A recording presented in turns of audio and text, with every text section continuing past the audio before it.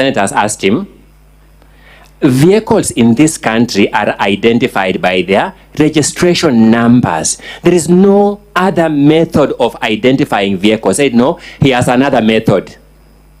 Which is this method? The method is the affidavit of number 113748 PC Kevin Wafula is a method of recognizing or attributing ownership to vehicles. That was novel.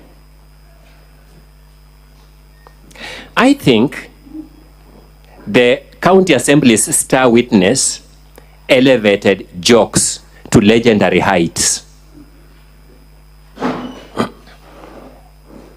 The witness tried to introduce a theory that the governor had employed Edwin Murangiri and Nefat Kinyua, who he claimed were the governor's relatives. We've shown there was no evidence they were, and as a matter of fact, they were not. It then turned out that these people were employed in 2017 and 2016 respectively, that the governor employed them in the county in advance of her election as governor. I'm just wondering, good people, what do this protect Senate to be? Can somebody in good conscience sustain this case to the wire, as the council of the assembly have done? Dr. Gitonga Jeremiah Ruturi came to this house.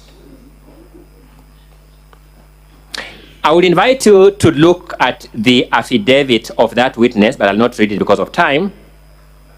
The very first paragraph of that witness, the very first paragraph, when his memory is still clearest, he told the advocate drafting his affidavit that he is a director of IV Healthcare. When he stood here and was told to introduce himself, he took an oath before this Senate, and from his mouth perjured himself on oath, saying, I am a director of IV Healthcare. Learned Kanzo Dr. Okubasu, exercising that power in the book of Proverbs chapter 17, confronted him in cross-examination.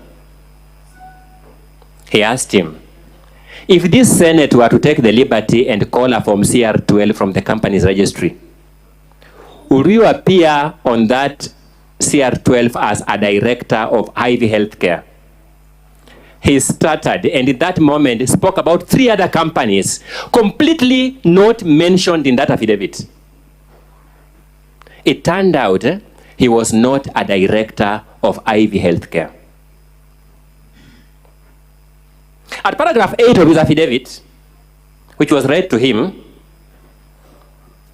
he says that he was surprised upon arrival in China that the delegation that the governor had recommended to IV Healthcare were not a technical team. When he arrived in China, he learned that.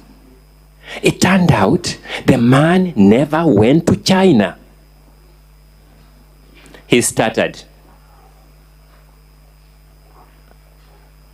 Honorable Mugambi Rendekiri Murwidania will be remembered by this house as a leader who was captured on video supporting the most sexually offensive remarks against a woman in the 21st century before the country's Senate, asserted by another leader, Apuri, the honorable member. These are the people that we have been told have mounted a convincing case. Let's face it. I used to be taught, Mr. Speaker, sir, that no one makes good deals with bad guys. Can you get credible evidence from these most incredible fellow citizens? Is it possible? Allow me, Mr. Speaker, sir, to now deal with the case, the charges presented by the County Assembly before this House.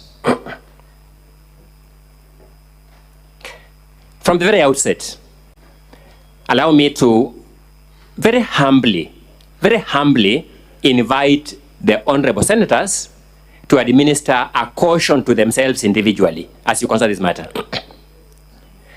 Individual senators, please caution yourself that the case of the county assembly cannot be permitted to mutate from the